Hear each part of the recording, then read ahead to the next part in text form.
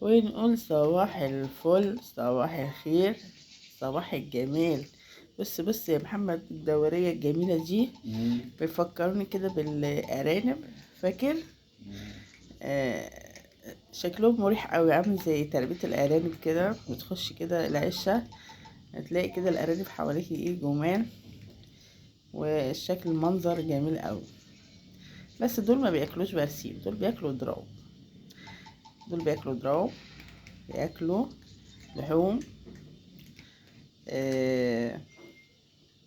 شكلهم جميل جميل جميل يعني.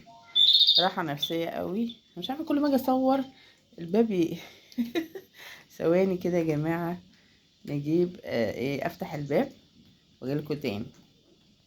ورجعت لكم تاني اهو. هما بيفطروا، لو تلاحظوا ان شحبورة الحمد لله رب العالمين بقى ياكل دراو.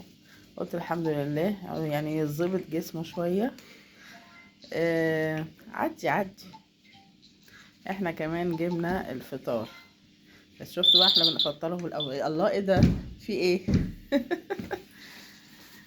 هما كمان جابوا الفطار، احنا كمان نفطر. اشمعنى احنا بس بفطرهم قبلنا؟ مين داليا جت؟ خش، بنفطرهم قبلينا عشان بس محدش يتكلم، صح؟ احلى حاجة لما تحس انتي بترضي الحيوان اللي عندك الاول او بتهتمي بيه، وبعد كده تفكري في نفسك. مش مشكلة ان احنا نقدر في اي وقت نحضر لنفسنا نعمل اللي احنا عايزينه، لكن هما بيطلبوا بالنظرات. ما بينونوش على فكرة عندي، عشان في ناس بتقولي ان هما بيقعدوا ينونوا ويعملوا. لا، انا عندي بالنظرات بس. يعني اول ما اصحى من النوم ابص الاقيهم كلهم اتلفوا حواليا ونظراتهم يعني عايزين نفطر. واخدين بالكم؟ صحي تحتي اهي، تحتي كل واحد بقى ايه فطر وراح اتجاه. تحتي كده قعدت القعدة الجميلة بتاعتها، وبيبسي راح مش عارفة فين. اهم حاجة بص، ضربته تاني. مش عارفة كارلا مستقصدة رسمي ليه. ضربته تاني للأسف. معلش يا حبيبي، تعالى هديك كده شوية لوحدك.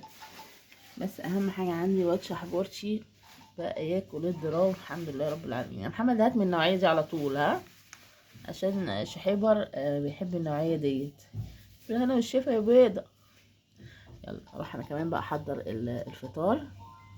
انتي عايزة شوية تاني؟ هديهم شوية تاني، هديهم شوية تاني عشان لسه بدري على الغدا. يلا بألف هنا والشفا حبايبي، وتحت مصر يا مري. اروح بقى احضر الفطار لنا احنا كمان. يلا اسيبكم على خير يا جماعة. بس كارلا بتضرب اللي رايح واللي جاي الجزمة. يلا السلام عليكم.